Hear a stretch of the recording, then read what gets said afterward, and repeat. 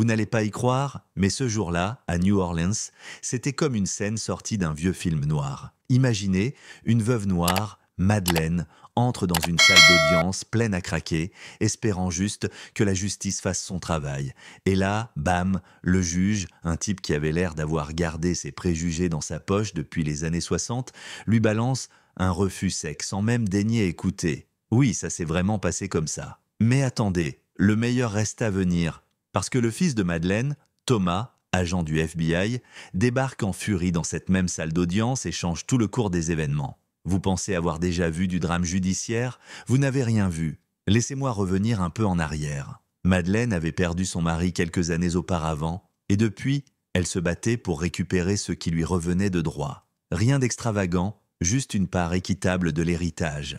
Le juge Lambert, lui, dès le départ, affichait un sourire sarcastique, et ses décisions étaient manifestement biaisées, teintées d'une froideur qu'on ne devrait plus voir dans un tribunal. Elle a plaidé calmement avec toute la dignité qu'elle pouvait rassembler, mais Lambert l'a expédiée d'un cas rejeté, comme si sa vie n'était qu'un ennui passager. On pouvait lire la défaite sur le visage de Madeleine, ce genre de défaite qui vous serre le cœur et vous fait douter de tout. Mais ce que le juge ne savait pas, c'est que Thomas, son fils, n'était pas un simple spectateur. Non, Thomas était un agent du FBI aguerri, connu pour son tempérament et sa détermination à faire éclater la vérité. Quand il a entendu ce qui s'était passé, il a décidé d'intervenir. Juste après la séance, Thomas s'est avancé dans la salle, dépassant les huissiers avec une assurance qui a instantanément figé l'assemblée. Il a sorti des preuves, enregistrements audio, documents financiers, textos, dévoilant le racisme latent et la corruption de Lambert. D'un ton calme mais ferme,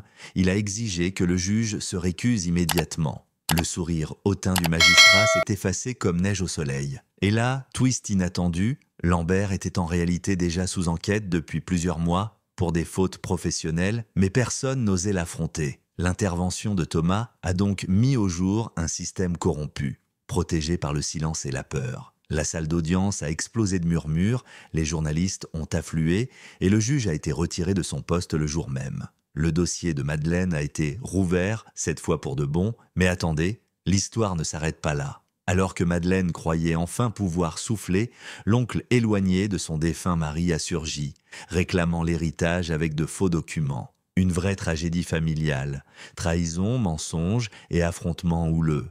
Mais Thomas, infatigable, a mené l'enquête, travaillant tard dans la nuit, sollicitant des contacts, jusqu'à révéler la supercherie. Les papiers étaient de faux, une tentative évidente de voler ce qui appartenait à Madeleine. Avec cette preuve finale, le tribunal a tranché définitivement en sa faveur. La scène finale, c'est du grand cinéma, Madeleine en larmes de joie, serrant Thomas contre elle alors que le juge prononce officiellement sa victoire. La salle, auparavant hostile, s'est transformée en un brouhaha d'applaudissements. La justice, enfin, avait triomphé.